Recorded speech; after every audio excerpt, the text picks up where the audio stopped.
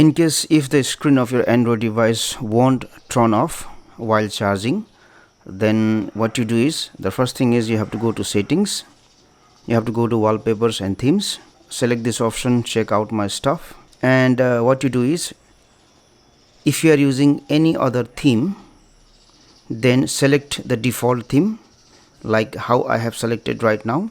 After that, what you do is, once again charge your Android device and see if the screen will turn off this time or not.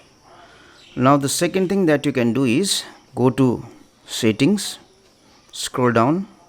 Now if you have activated developer options in your Android device, open it, and if you see there is one option here, stay awake.